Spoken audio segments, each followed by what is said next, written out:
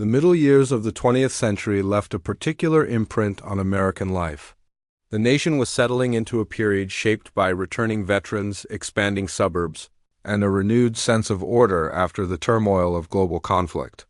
In countless neighborhoods, the daily rhythm of the household fell into the hands of women whose responsibilities grew heavier as new expectations took hold. These expectations reached into nearly every corner of their routines. They were asked to manage homes that grew larger, care for families that grew quickly, and uphold a picture of domestic steadiness that became part of the cultural ideal. It was a picture that looked peaceful from the outside, but it carried pressures that many women shouldered quietly. Within those pressures, a new answer appeared on the horizon. It took the form of a small pill, presented with calm assurances and a tone of modern confidence. The drug was called Miltown. Advertisements introduced it as a simple remedy for tension, a product that fit neatly into the expanding world of American consumer convenience. Doctors wrote prescriptions with the belief that they were giving patients a safe way to manage stress. The medical field saw it as progress, part of a wave of pharmaceutical innovation that promised easier solutions to everyday discomfort. For many women who visited their physicians with vague symptoms of worry, fatigue, or restlessness, Miltown seemed to offer something gentle and reliable. The opening years of its rise aligned with a moment when the emotional demands on American housewives were growing. The ideal of the calm and pleasant homemaker appeared everywhere. Magazines celebrated it, television programs reinforced it, communities judged it, and for the women living inside that picture, the expectations could feel rigid. There was little space to say that something felt wrong. There were few social outlets for expressing emotional strain without facing criticism or misunderstanding. A visit to the doctor often became the only place where inner tension could be voiced. In this environment, Miltown fit easily into the conversation. It offered a way to keep moving, keep caring, keep performing the roles assigned by culture and routine. The medical language around it was reassuring. Physicians described it as mild. Advertisements used calm colors and simple wording. The framing suggested that this was not a drug tied to illness, but rather a tool for comfort not so different from other household conveniences that promised smoother days. This tone drew in thousands of women who saw themselves as responsible for maintaining emotional balance within their homes. The first moments of Miltown's popularity were shaped by quiet introductions. A doctor might recommend it during a routine visit, saying it could help with nerves. A friend might mention it over a kitchen table. A magazine article might present it as one part of a balanced lifestyle. The movement was not loud. It was steady. Prescriptions increased, conversations spread, and soon the pill found a place in medicine cabinets across the country. Women who used Miltown often did so without thinking of it as something powerful. They saw it as a way to ease tightness in the chest, settle a racing mind, or soften the edges of days that felt too full. The scene inside many homes during this time tells a deeper story. Morning routines often began before sunrise. Household tasks filled every hour between breakfast and dinner. Shopping, cooking, cleaning, childcare, social obligations, and community involvement left little room for personal rest. Many women carried a sense of isolation, even while surrounded by the busyness of domestic life. Miltown became a quiet part of that landscape. It allowed them to continue meeting expectations without showing strain. It let them work through long days without revealing moments of emotional exhaustion. By the mid-1950s, the pill's reputation had grown beyond medical offices. It became part of a national conversation. Newspapers covered its popularity. Social circles referenced it. Even cultural figures mentioned it casually. Critics and supporters debated its merits, but the women who used it stayed at the center of the experience. For them, it was not a cultural statement. It was a tool for holding together daily life in a world that demanded composure. Some women reported feeling lighter, others felt steadier. Many described it simply as a relief they could not find elsewhere. The atmosphere around Miltown during this period carried a sense of modern optimism. America embraced technology and innovation as signs of progress. Pharmaceuticals reflected that belief. They were presented as clean, scientific, and efficient solutions to the challenges of modern living. Miltown's smooth path into the home fit within that broader shift. It suggested that emotional discomfort could be managed with the same confidence used to handle physical symptoms. For many housewives, that message made the drug feel safe and normal. Yet the opening of this story also hints at the complexity that lay beneath the surface. The calm marketing language masked the reality that Miltown affected mood and perception in subtle ways. It also revealed how society viewed women's emotional struggles during that era. Rather than revising expectations or recognizing structural pressures, the culture offered a chemical answer. The pill became a symbol of how the nation addressed stress during a decade defined by conformity. It allowed women to function within roles that left little space for change. The introduction of Miltown into the everyday lives of 1950s American Housewives marked the beginning of a cultural shift that would echo for decades. It signaled the rise of tranquilizers as common household medications. It showed how the medical field interpreted emotional needs through the lens of new pharmaceuticals. Most of all, it revealed the hidden weight carried by women whose labor shaped the daily structure of American families. As this documentary unfolds, the story will move deeper into the world these women inhabited. It will explore their routines, their pressures, their moments of quiet strain, and the way one pill found its place in the middle of it all. Miltown's presence in their homes did not begin with dramatic events. It began with small choices, brief conversations, and the steady belief that life could be made more manageable with the help of modern medicine. Here, in the quiet landscapes of suburban kitchens and living rooms, the first chapter of this story takes shape, waiting to be understood with clarity and respect. The middle of the 20th century left many Americans believing they had finally stepped into an age of calm certainty. Suburbs were spreading, new appliances promised easier routines, and families were encouraged to chase a polished version of comfort. Yet behind that calm surface, a quiet unease ran through the daily lives of many housewives who were expected to hold the home together without hesitation, frustration, or fatigue. They lived in a culture that praised steady optimism, where emotional strain was often treated as a personal failure rather than a social challenge. It was in this setting that a small pill, simple in appearance and widely praised as safe, moved into millions of homes. That pill was Miltown. It was the first tranquilizer to become a household name, and its rise launched a new chapter in how Americans understood stress. Advertised as gentle, modern, and non-habit forming, it seemed to promise a path toward emotional balance without stigma. Many doctors saw it as progress, a helpful tool during a time when conversations about mental health were limited and quick solutions were welcomed. Prescriptions grew fast, partly because women carried a large share of the emotional and domestic demands of the era. Miltown appeared to ease some of that pressure, at least on the surface. The pill's popularity also reflected deeper tensions. Housewives were often expected to manage homes with calm precision. They handled the routines of childcare, schedules, cooking, cleaning, and the constant work of creating stability. These expectations rarely came with public acknowledgement of strain, and medical visits often turned toward tranquilizers instead of long discussions. Miltown fit easily into that system. The pill shaped not only individual experiences, but also the broader culture of emotional management in mid-century America. It became part of a growing idea that stress could be softened quickly without addressing the social expectations that created it.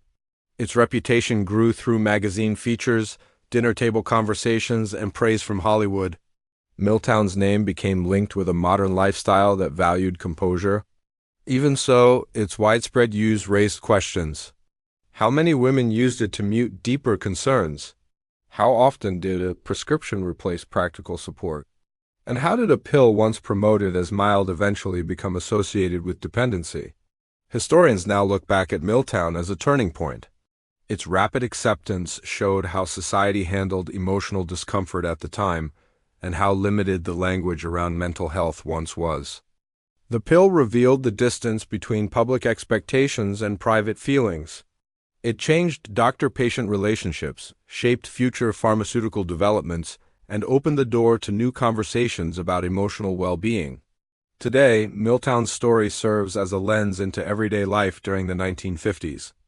It invites viewers to look past polished images of suburban comfort and explore the pressures that shaped the people who lived through that era. The pill's rise wasn't only a medical event. It was also a cultural shift that affected families, expectations, and ideas about emotional resilience. The echoes of that shift still remain in how modern society talks about stress and the desire for quick relief. As the documentary unfolds, the focus turns to the world that allowed Miltown to flourish. What were the daily demands that made a tranquilizer feel like an answer? And how did this small, widely trusted pill quietly influence an entire generation of women? The decade opened with a sense of renewed stability.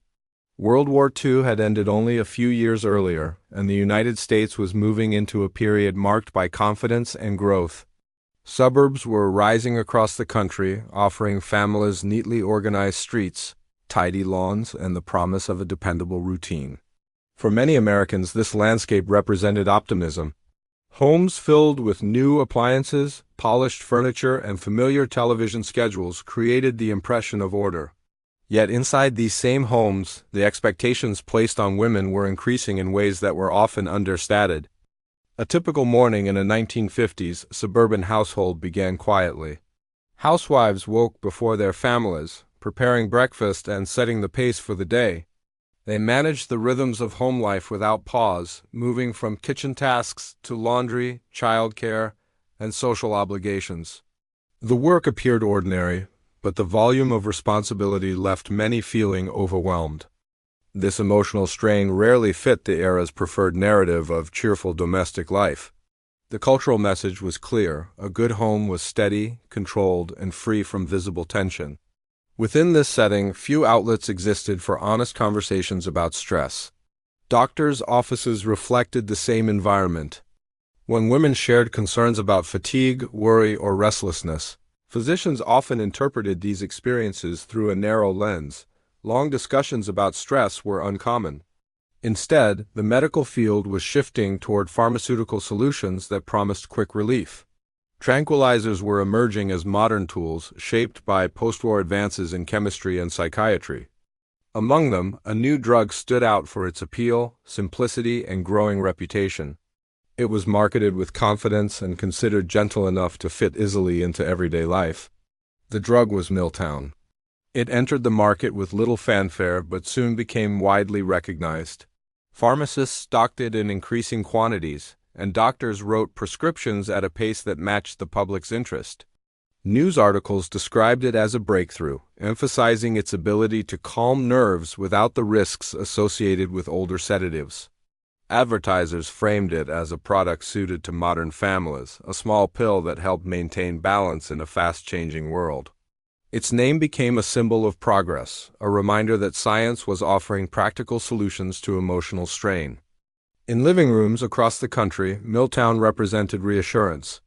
Women who felt pressure to manage their homes without complaint saw the drug as a way to keep pace with expectations. They took it during moments of tension, hoping for a little more steadiness.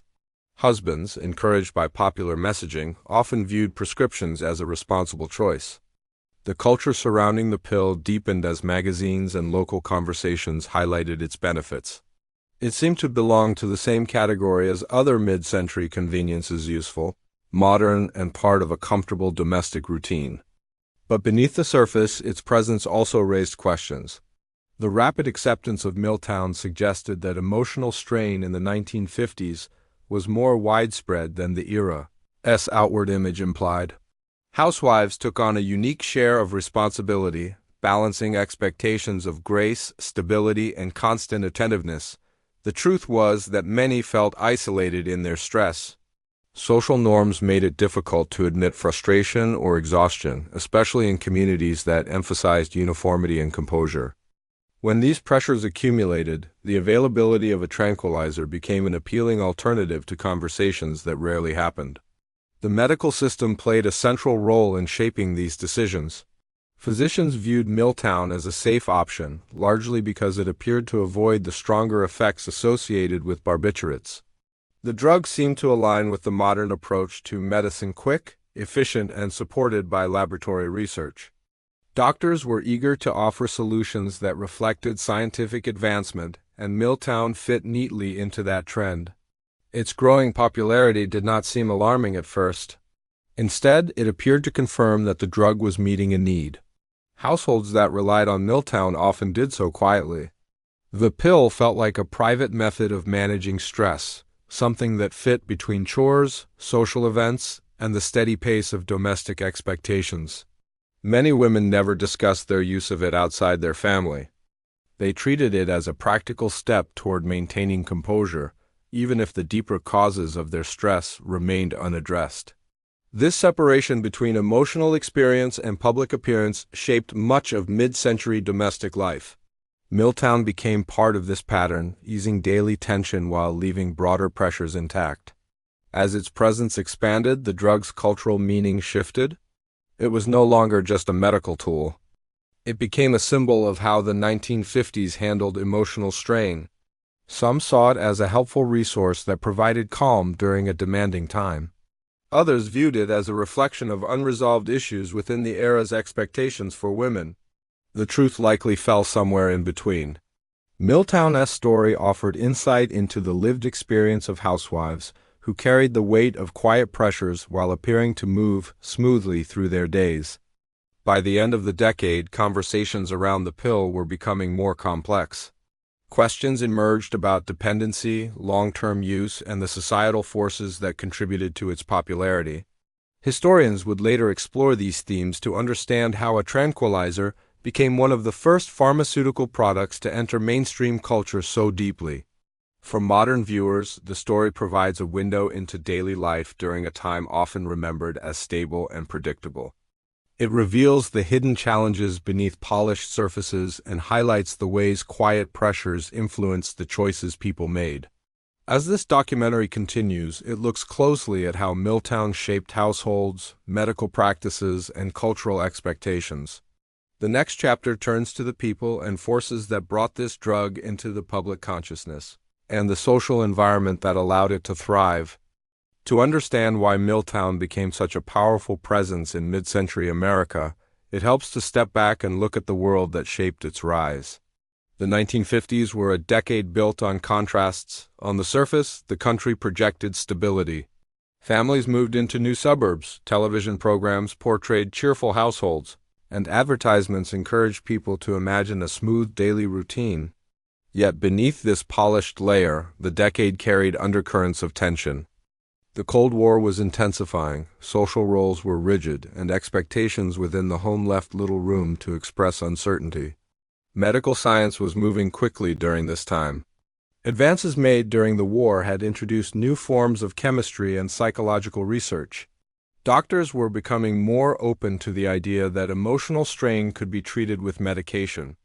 However, conversations about mental health still remained narrow. Stress was often described in general terms without the vocabulary needed to explore deeper issues. Many physicians believed that offering a calm, stabilizing medicine was both practical and progressive. This atmosphere made it easier for a drug like Miltown to gain acceptance. Before tranquilizers became household words, barbiturates were commonly used to manage anxiety and sleep problems.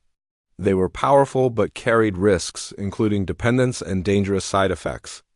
Doctors understood these limits and were eager for a medicine that seemed safer and more adaptable. When Miltown appeared, it offered something new. It was part of a group of early tranquilizers that promised relief without sedation.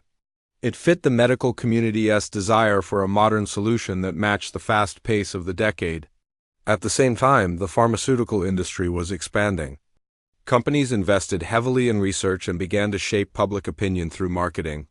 They highlighted medical breakthroughs, framed new drugs as signs of progress, and used popular magazines to reach families directly. This growing connection between medicine and everyday life played a central role in how Miltown entered the culture. The drug was presented not only as a clinical tool but also as a companion to modern living, something that fit naturally into daily routines. Doctors welcomed this shift. Many were handling increasing numbers of patients who described stress, worry, and restlessness. These symptoms were real, but the available language often described them as nerves or tension, especially when women reported them. Longer conversations about emotional strain were rare. The medical system was structured around efficiency, brief appointments, and quick solutions. Miltown matched that structure. Prescribing it felt straightforward, responsible, and aligned with new scientific advances. The social environment also contributed to the drug's popularity. The ideal housewife of the 1950s was often presented as calm, organized, and always prepared. She managed children, meals, schedules, and social expectations while maintaining a cheerful appearance. The pressure to uphold this image was significant. Many women carried emotional strain quietly because they believed it was expected. When they turned to doctors for help, the response often reflected cultural assumptions. The problem was seen as internal rather than situational. A tranquilizer, therefore, appeared as a simple answer. The rise of suburbia created both comfort and isolation. While these communities offered safety and order, they also placed women in a setting where their work was constant but often invisible. The distance between houses, the lack of extended family, and the quiet pressure to maintain perfection contributed to emotional fatigue. Social gatherings emphasized politeness rather than honesty about daily struggles. Within this atmosphere, a medication that promised calmness made sense to many families. Media played a large part in shaping the public's understanding of emotional wellness. Newspapers and magazines featured stories about scientific progress, often celebrating tranquilizers as modern tools. They highlighted endorsements from celebrities and framed the drug as part of a forward-looking lifestyle. These messages blended with broader cultural trends. Post-war America embraced technology in all forms, from kitchen appliances to cars, televisions, and medicine. Scientific advancement was seen as a key to a better life, so a pill that promised peace seemed to belong naturally in that narrative. The economic landscape of the 1950s also helped the drug gain traction. Rising consumerism created a culture where solutions were purchased quickly and confidently. When households encountered problems, whether mechanical, emotional, or social, there was an expectation that modern products could fix them. Miltown entered this environment with the appeal of simplicity. It required no long discussions, no complex instructions, and no visible disruption to daily routines. It promised relief in a way that matched the decade's belief in practical convenience. The psychiatric field was undergoing changes as well. Researchers were studying new theories about the brain and emotional stress. The idea that chemistry could influence mood was gaining attention. Though early models were incomplete, they shaped how doctors viewed tranquilizers. Many believed these medicines could support emotional balance in a safe and controlled way. Miltown became an early example of this shift, paving the way for later medications that would dominate the following decades. As Miltown's reputation grew, so did its distribution. Pharmacies stocked larger quantities, and prescriptions became common in both urban and rural areas. The drug reached millions of families in a short period of time. Its success surprised even its creators, who had not anticipated the widespread demand. The rapid rise reflected a deeper truth about the era. Emotional strain was more common than public images suggested, and many people were searching for a way to manage it quietly. This background reveals why Miltown found such fertile ground in mid-century America. The decade's optimism hid its pressures, and its public confidence masked private struggles. Medical science was expanding but still lacked a clear language for mental health. Social expectations placed a heavy burden on housewives, while cultural norms discouraged open discussion. Into this environment came a pill that seemed safe, modern, and effective. As the documentary moves forward, it examines how Miltown entered homes, shaped family dynamics, and influenced the emotional landscape of the 1950s. The next section turns to the forces that guided its public rise, including advertising strategies, media coverage, and the early reactions of the people who took it. The story shifts now to the very heart of why Miltown spread so fast. It was not just a pill. It was a product wrapped in promises that matched the pressure of 1950s America. By this point in the decade, a quiet belief had taken hold. A good wife was calm, a good mother was patient. A good home was spotless, and a good woman never complained. It was an impossible standard, yet magazines, neighbors, and even doctors pushed it as normal. So when a pill appeared that could soften the sharp edges of daily stress, it fit right into the picture. Doctors often described Miltown as mild. They said it helped women relax after a long day. For many housewives, that sounded like a lifeline. The pill was seen as safe, modern, and respectable. It did not carry the stigma of earlier sedatives. It was something a responsible woman could take without feeling judged. Marketing played a quiet but powerful role.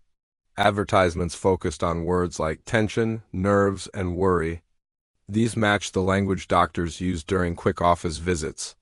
A woman did not need to say she was unhappy or overwhelmed. She only had to say she felt tense, and the doctor wrote the prescription. Inside many homes, the pill became part of the daily routine, just like the morning coffee or the evening chores.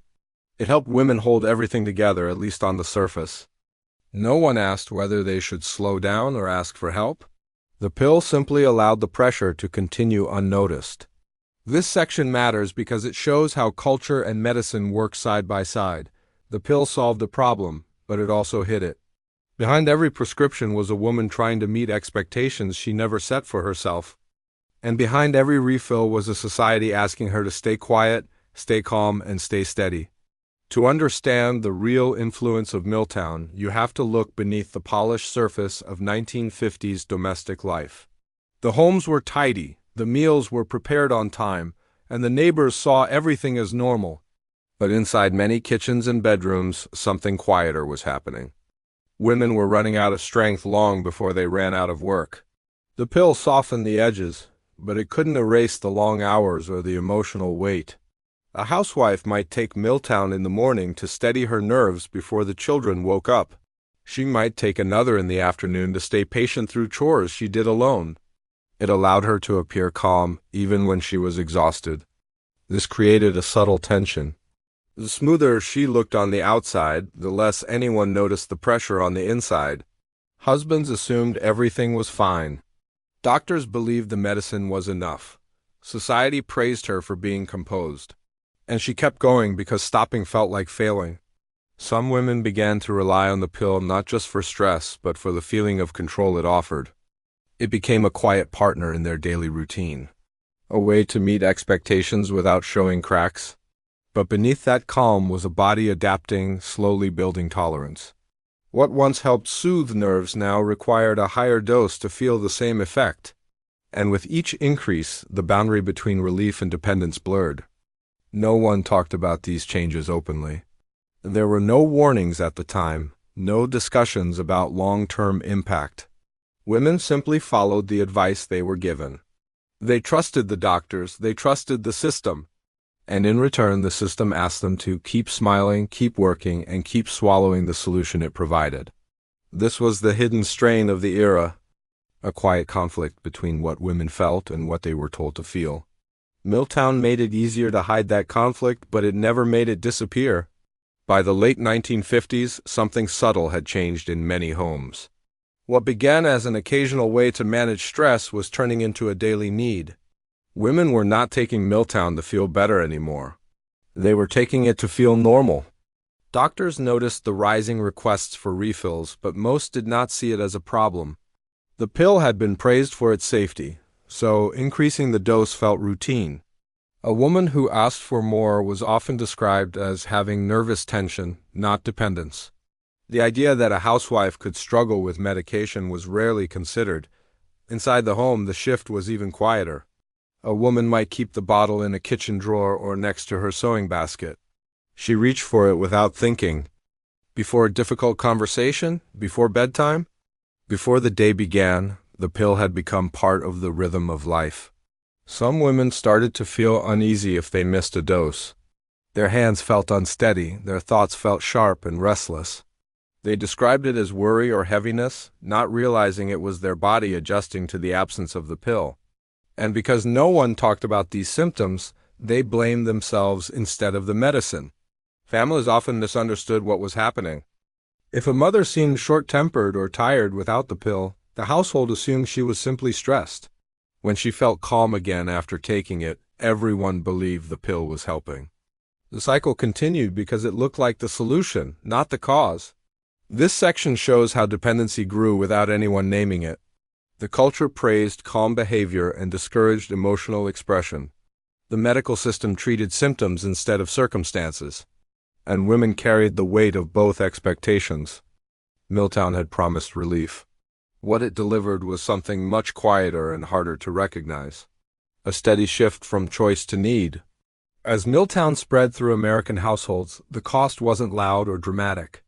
It showed up in small, steady ways that were easy to miss. A woman who once laughed freely now depended on a pill to stay steady. A mother who felt overwhelmed blamed herself instead of the deeper pressures she faced. The calm she showed to the world came with an unseen price. One cost was emotional distance. The pill softened stress, but it also softened reactions. Moments that should have sparked concern or reflection passed without much feeling. Arguments faded quickly, not because problems were solved, but because the medication quieted the emotion behind them. The home looked peaceful, yet many marriages drifted into silence. Another cost came through physical changes.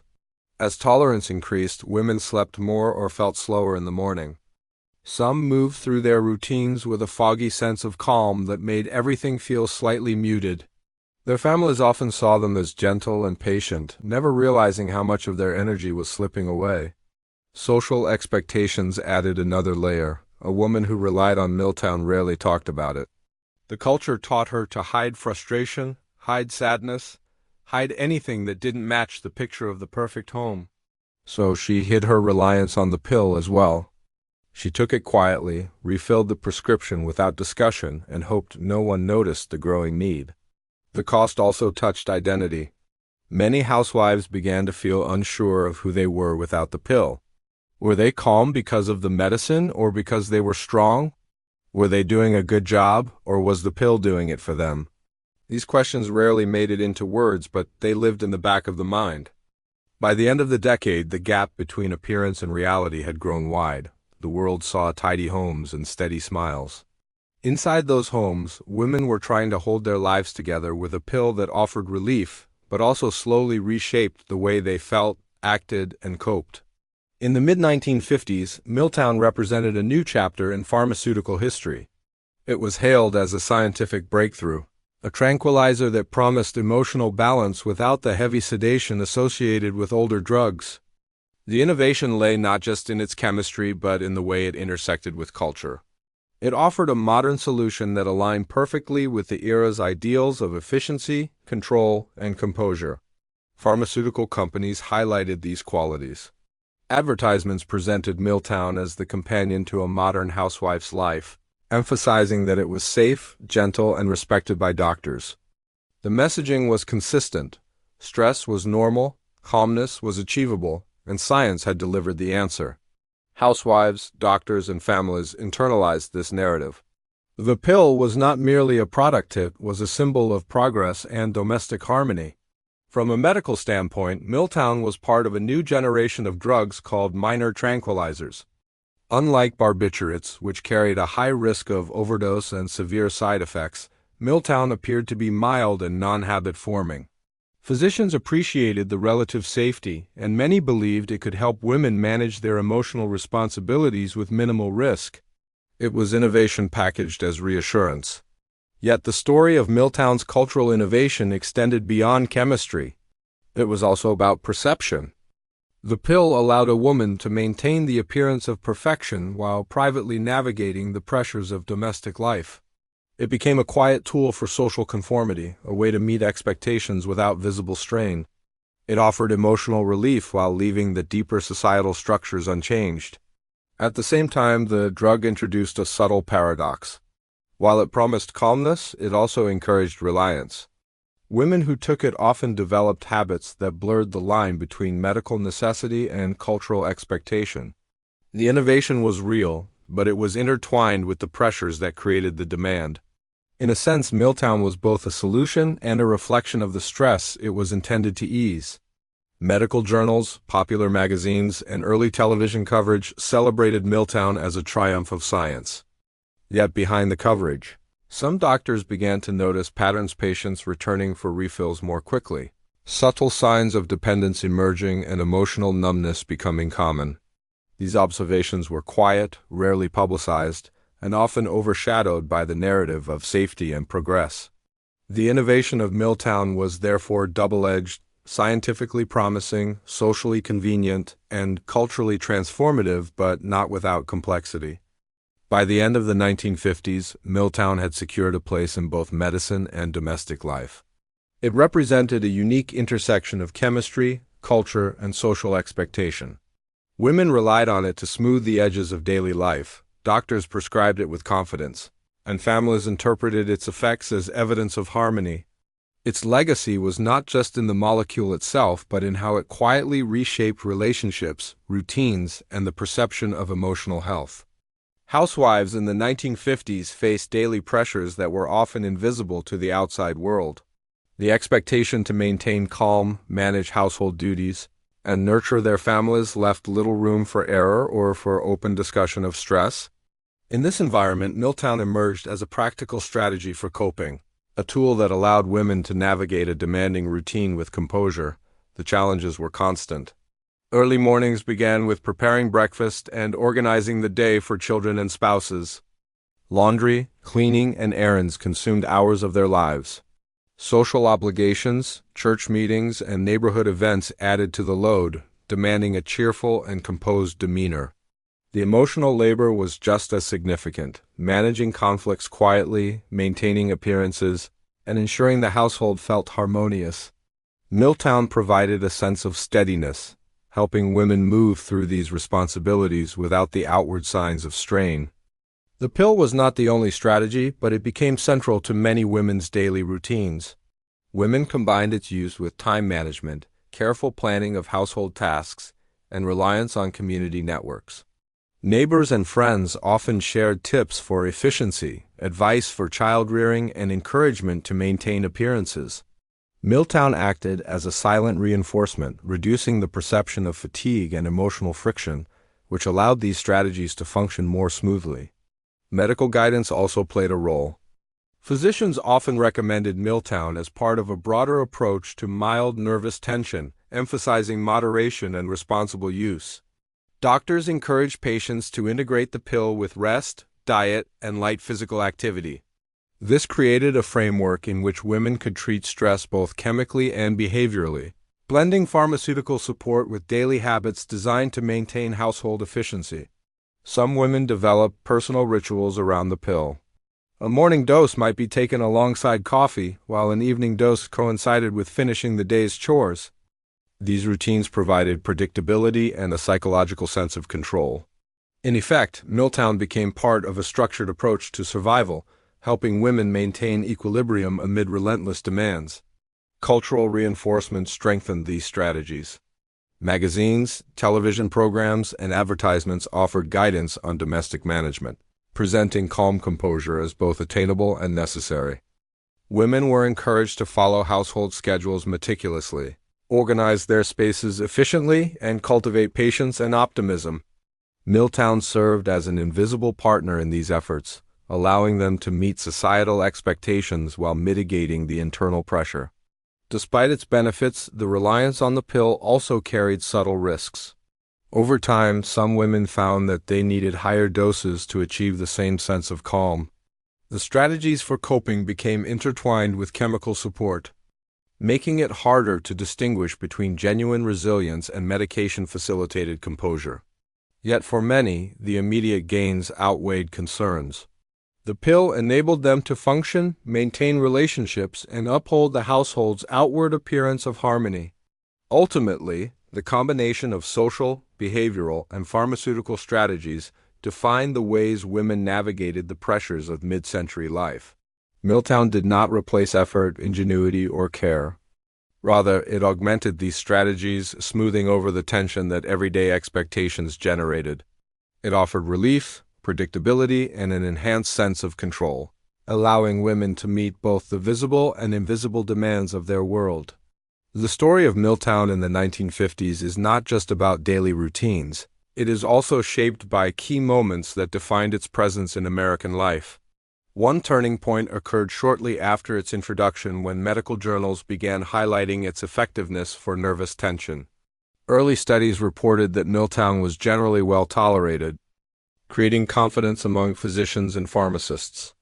These findings reinforced the perception that the pill was safe, practical, and suitable for widespread use, particularly among housewives navigating the pressures of domestic life. Another pivotal moment came in popular media coverage. Lifestyle magazines and newspapers featured articles describing tranquilizers as modern solutions to common stress. Miltown was presented alongside stories about suburban life, parenting tips, and home management strategies, linking the drug directly to cultural ideals of calm, efficient households. Advertisements emphasized that it allowed women to maintain composure without disrupting daily routines. This turning point marked a shift in public perception, from a medical novelty to a social tool seamlessly integrated into everyday life. The role of pharmaceutical marketing also accelerated Miltown's reach. Companies began targeting both physicians and consumers, presenting the drug as an emblem of progress. For doctors, it was scientific innovation. For housewives, it was a quiet support for daily demands. As prescriptions increased, pharmacies expanded availability, and more women learned about the pill through friends, family, and community networks. Each of these moments contributed to normalization, turning what was once an emerging pharmaceutical option into a common household presence. Cultural events of the decade further reinforced Miltown's significance. The rise of television, suburban expansion, and post-war optimism created an environment in which appearances were vital.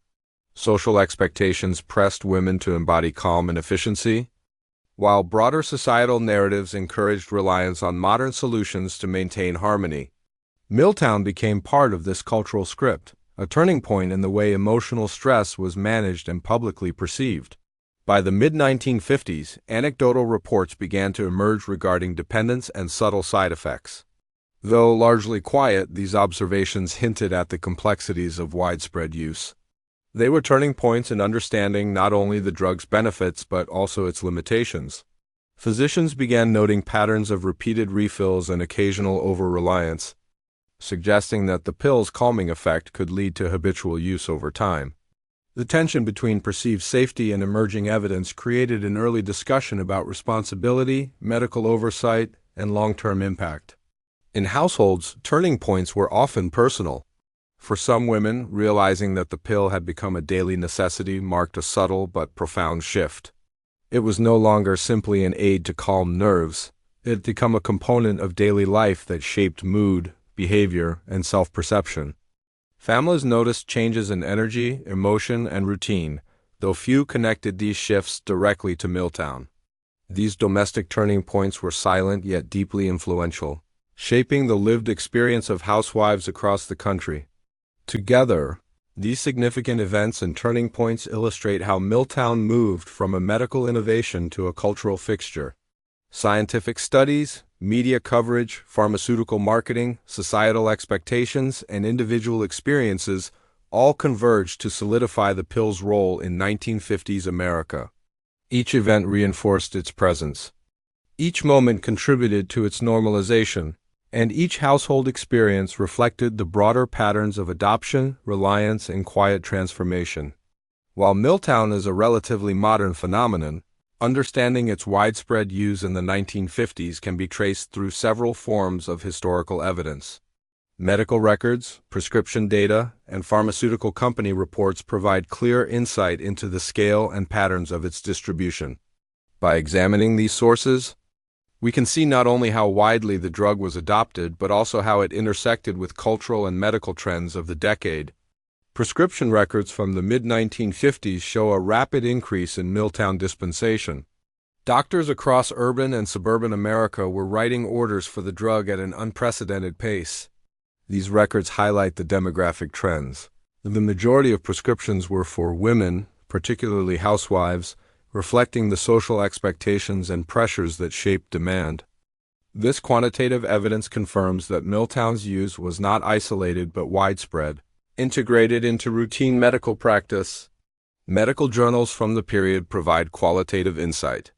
Articles in publications such as the Journal of the American Medical Association discussed Miltown's chemical properties, its effects on nervous tension, and case studies from patients. These journals often praised its mildness compared to barbiturates and highlighted its perceived safety. They also occasionally reported early signs of repeated use, noting that some patients returned frequently for refills. These professional observations support the narrative that Miltown was both trusted and increasingly relied upon. Advertising archives further illustrate how Miltown entered domestic life. Magazine spreads, pamphlets, and early television commercials show a consistent message. The pill was safe, effective, and socially acceptable. Visual imagery often depicted calm, smiling women managing households with ease, reinforcing cultural ideals of composure. These marketing materials are historical evidence not just of sales strategies, but of the societal narratives that normalize pharmaceutical intervention for everyday stress. Patient diaries, letters, and oral histories from the 1950s provide additional context. Women wrote about the pressures of maintaining their homes, caring for families, and managing social obligations. Many mentioned taking Miltown to stay calm or to keep up with their responsibilities. These personal records corroborate the prescription data and show the lived experience behind the numbers. Miltown was a quiet companion in daily life, providing relief while also shaping perceptions of emotional well-being. Finally, pharmaceutical company reports document production, distribution, and sales patterns. These records demonstrate the scale at which Miltown moved through the market, from manufacturer to pharmacy to household. They also reveal the business strategies that encouraged doctors to prescribe the drug widely and positioned it as a modern solution to stress. Together, these materials form a layered body of evidence, scientific, commercial, and personal, each confirming the role Miltown played in mid-century American life. By combining these sources, historians can trace how a single medication quietly reshaped daily routines, emotional coping, and social expectations. The evidence underscores that Miltown's impact was both measurable and cultural, leaving a lasting imprint on the landscape of American domestic life. To fully understand Miltown's role in 1950s America, it is useful to compare its impact with other groups, eras, and approaches to managing stress and domestic life. In earlier decades, women had relied on different methods to cope with emotional strain. Herbal remedies, mild sedatives, or community support systems were common, but these solutions were often inconsistent and lacked the uniformity that a manufactured pharmaceutical could provide. The rise of Miltown marked a shift toward medicalized management of everyday life, reflecting both advances in chemistry and changing social expectations. In comparison to previous eras, the post-war period emphasized the perfect household and emotional restraint as cultural norms.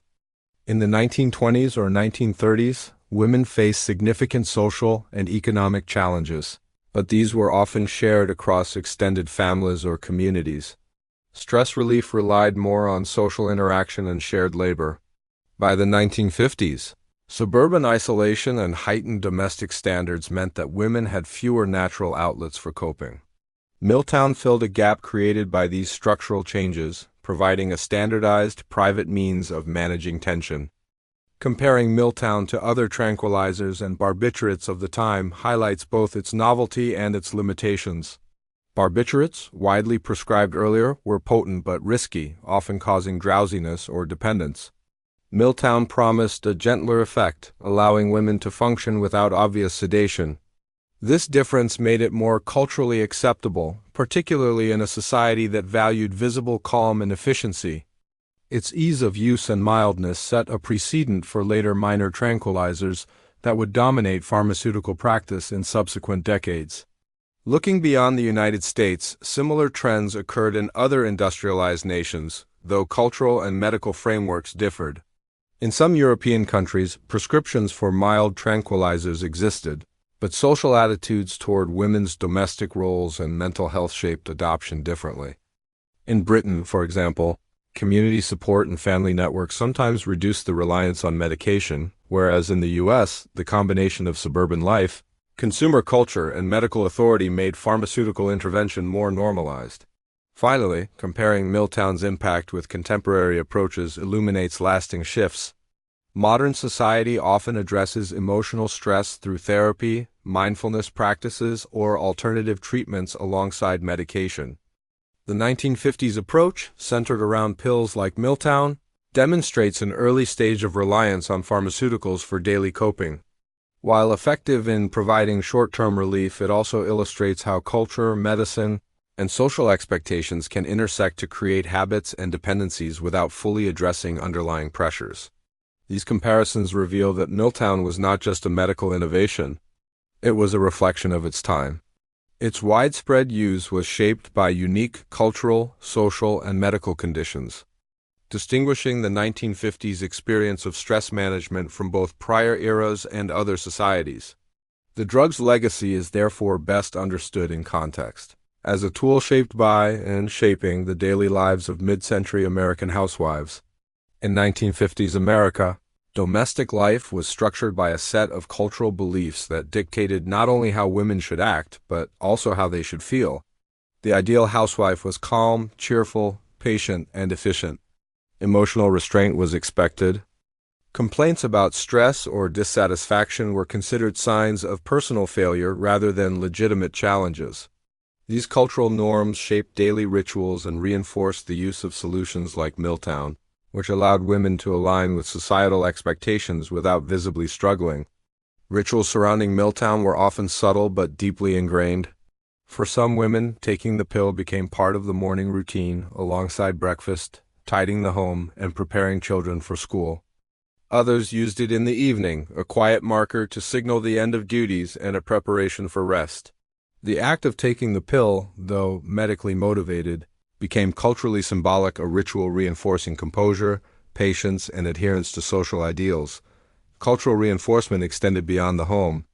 Media outlets, including magazines, newspapers, and television, consistently celebrated the calm, efficient, and cheerful housewife. Advice columns suggested ways to manage stress and maintain domestic harmony, rarely acknowledging the intensity of the emotional labor involved. Miltown fits seamlessly into this cultural narrative.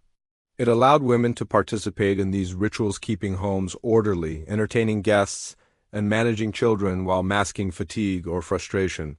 Religious and moral frameworks also played a role.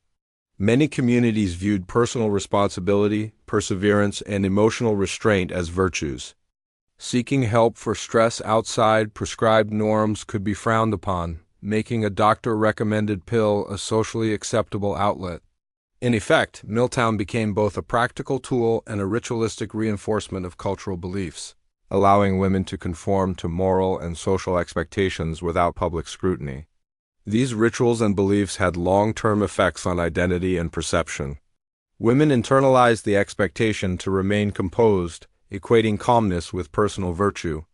Over time, reliance on the pill became normalized, and the quiet ritual of taking it reinforced both personal coping mechanisms and societal standards. Emotional experiences were managed in private, while the public display of calm became a cultural performance. By embedding a pharmaceutical routine into daily life, 1950s housewives maintained social harmony and personal functionality. Miltown was more than a medication. It was part of a network of cultural beliefs and rituals that defined how women experienced and expressed emotional labor. Through these practices, the pill quietly influenced behavior, shaped identities, and reinforced the era's expectations of domestic life. The daily use of Miltown subtly shaped the health and lifestyle of 1950s housewives. On the surface, the pill seemed harmless. It promised calm, steadiness, and relief from the pressures of domestic life. Yet beneath this calm, patterns emerged that affected both physical and emotional well-being over time. Physically, Miltown was considered mild, but repeated use carried consequences. Women often reported drowsiness, lightheadedness, or a muted sense of alertness.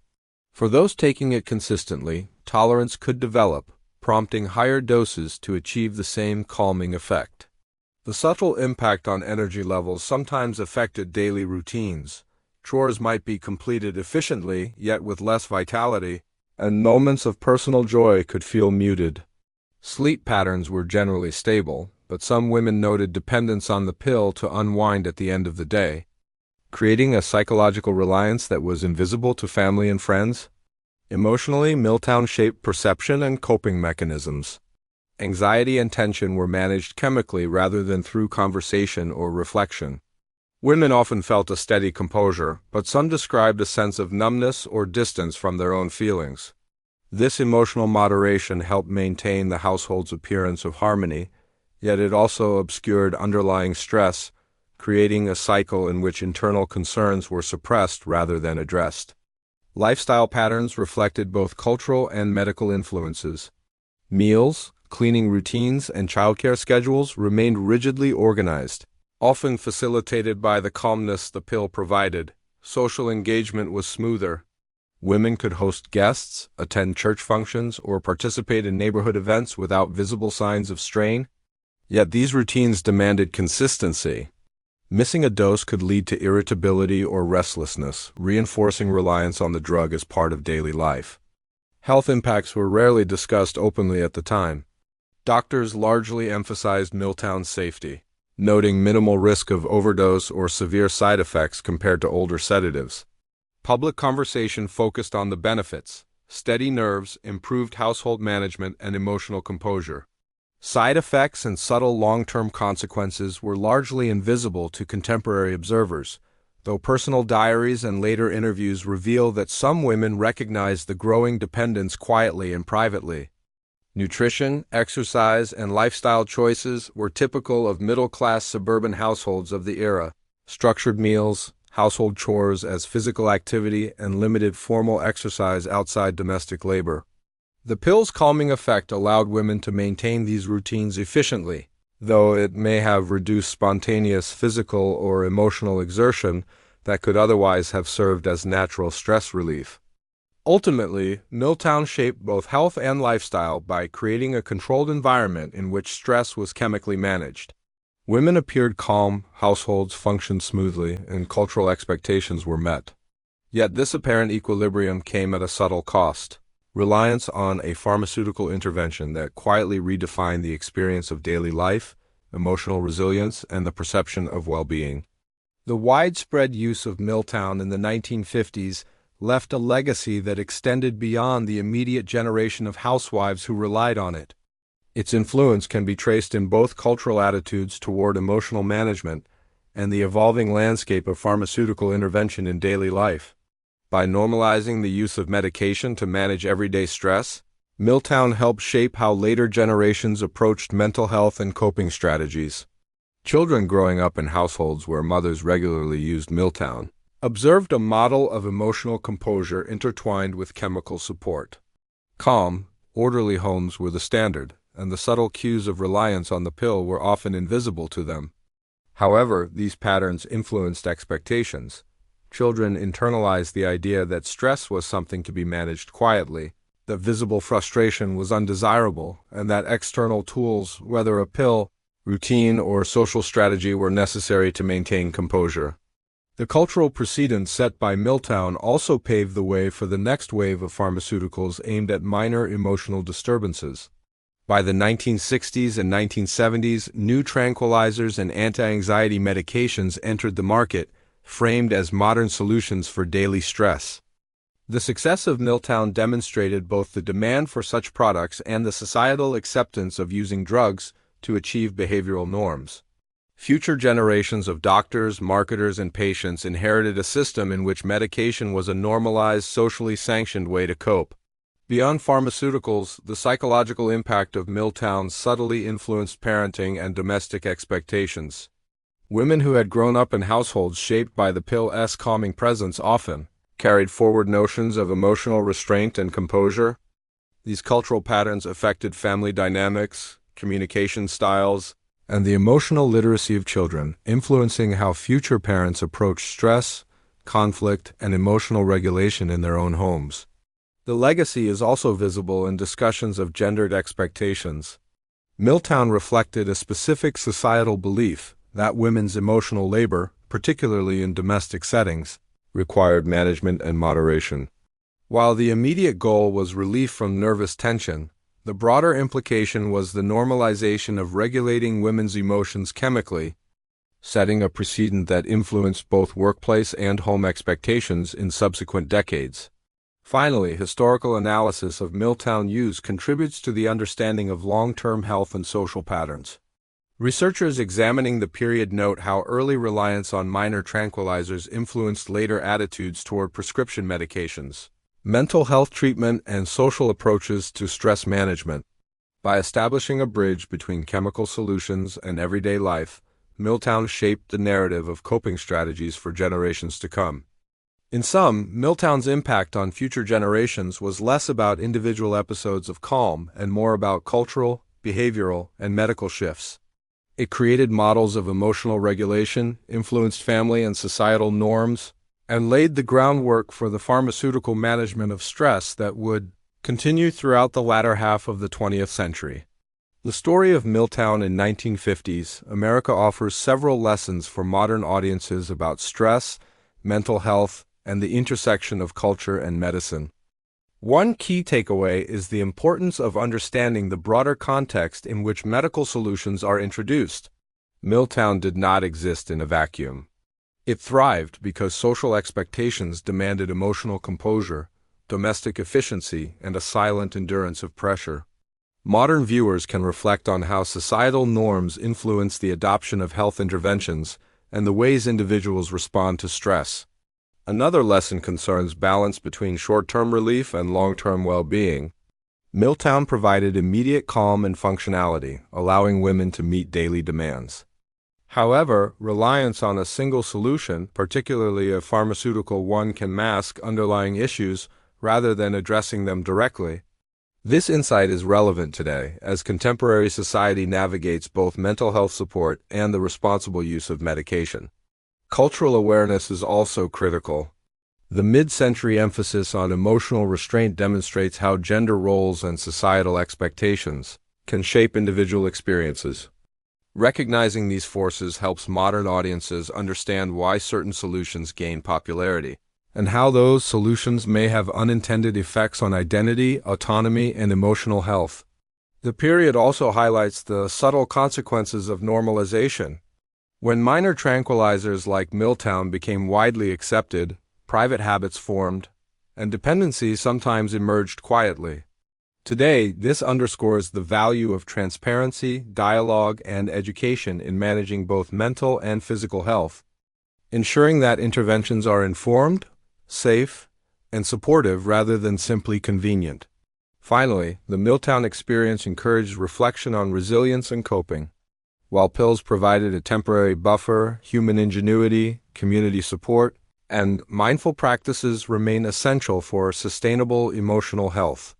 Modern audiences can take away the importance of combining multiple strategies, cultural, behavioral, and medical to navigate stress while maintaining authenticity and personal agency.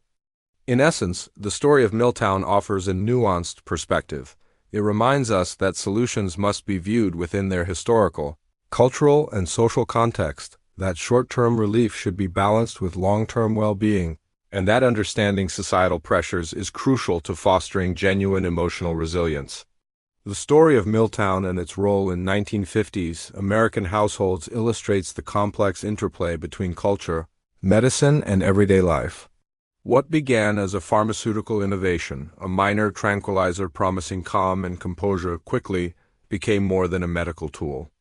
It reflected societal expectations, reinforced gendered norms, and quietly reshaped the routines and emotional experiences of housewives across the country. Miltown's impact was both practical and symbolic.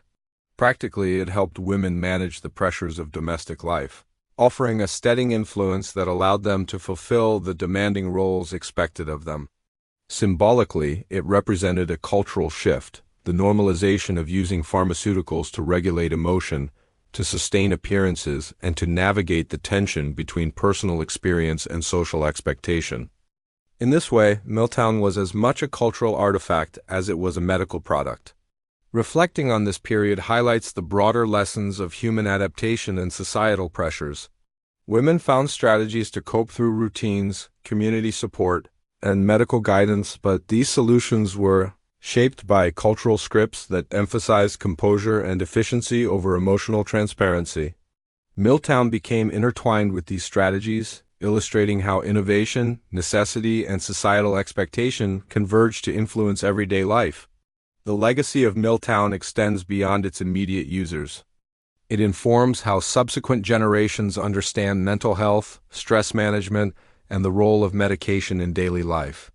By examining its history, modern audiences gain insight into the subtle ways societal norms, medical practices, and cultural expectations interact, offering a lens through which to view both past and present approaches to emotional well-being.